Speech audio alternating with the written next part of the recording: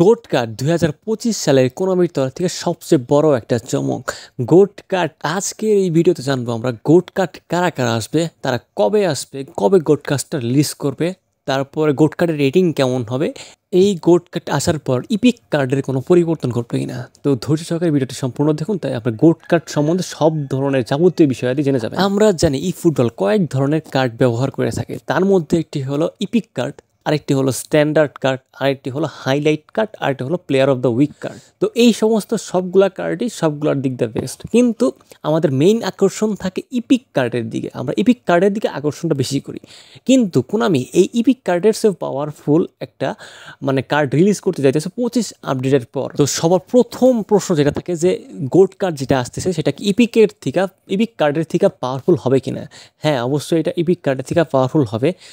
মনে করেন এটা যদি ইপিক কার্ডে আমরা ম্যাক্সিমাম রেটিং 106 দেখি, কিন্তু এটা আমি রুমার্স প্লাস কিছু অফিসিয়াল সার্চ দিয়ে দেখলাম যে 107, 108 অথবা অনেকে দেখলাম 110ও ফ্যানমেড কাস্টমাইজ বা ব্যানার বানাইছে।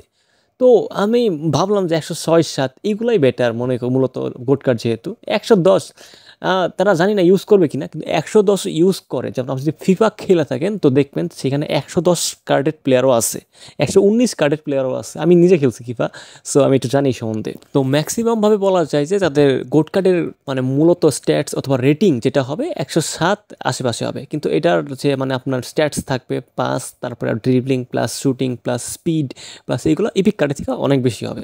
সো এইটা হলো মূলত ইপিক কার্ড আর গোট কার্ডের মধ্যে পার্থক্য।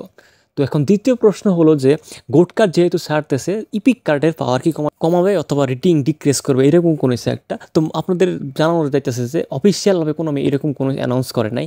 ইপিক কার্ডের পাওয়ার যেরকম ইপিক কার্ডের পাওয়ার সেরকমই থাকবে, গোট কার্ড তার থেকে একটা উন্নত কার্ড হবে এটাই, কিন্তু ইপিক কার্ডের পাওয়ার তারা কখনোই কমাবে না।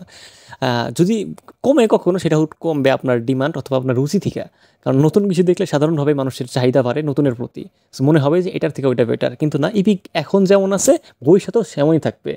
তো আপনার যদি ফুটবল 2022 দেখেন, আইকনিক প্লেয়ার ছিল আপনার, তখনকার আইকনিক প্লেয়ারের প্রতি ডিমান্ড ছিল। এখন আপনার ইপিক আসছে, ইপিকের প্রতি ডিমান্ড বেশি। তারপর ইপিকের থেকে যেহেতু পাওয়ারফুল আপনার গোট কার্ড আসছে, সো সেটার প্রতি আপনার ডিমান্ড থাকবে, মানুষের চাহিদাই এমন। তো ইপিক কার্ডের পাওয়ারের কোনো কমতি হবে না, যা আছে তাই থাকবে। এখন যদি আমরা ডেটের কথা বলি, তো ডেটটা হবে আপনার মিড সেপ্টেম্বর, যেহেতু আপনার 25 আপডেটটা আসতেছে কবে, সেটা মিড সেপ্টেম্বরে আসতেছে। তো 25 আপডেট আসার সাথে সাথে তারা গোট কার্ড রিলিজ করে দিবে। সো এটা হলো আপনার কবে আসতেছে তার ডিটেলস। এখন তারপরে যদি আমরা বলি যে গোট কার্ড হিসাবে আসতেছে কোন কোন প্লেয়ার, সবাই কি গোট কার্ড হিসাবে আসবে নাকি কিছু কিছু স্পেসিফিক প্লেয়ার গোট কার্ড হিসেবে আসবে? তো আমি আপনাদের বলতেছি, সবাই কিন্তু গোট না, আপনার সবাই কিন্তু গ্রেটেস্ট অফ অল টাইম না। তো সেহেতু আপনি যদি এমবাপ্পে, নেইমার বলেন এরা গোট, তাহলে কিন্তু পসিবল না। কারণ কিসের জন্য? আপনার গোট কার্ড হবে তারাই যাদের একটা লেগেসি আছে, যাদের একটা হিস্ট্রি আছে। যদি আপনি মেসি, তারপরে মেসি, রোনালদো, তারপরে আপনার মালদিনি, তারপরে আপনার রুমেনিগা, তারপরে আপনি মনে করেন রিভালদো, রোনালদিনহো, তারপরে রবার্তো কার্লোস, তারপরে আপনার জুলাতান ইব্রাহিমোভিচ, এইরকম প্লেয়ারের যদি আপনি হিস্টোরি দেখেন, তাদের একটা লেগেসি তৈরি করা হয়ে গেছে।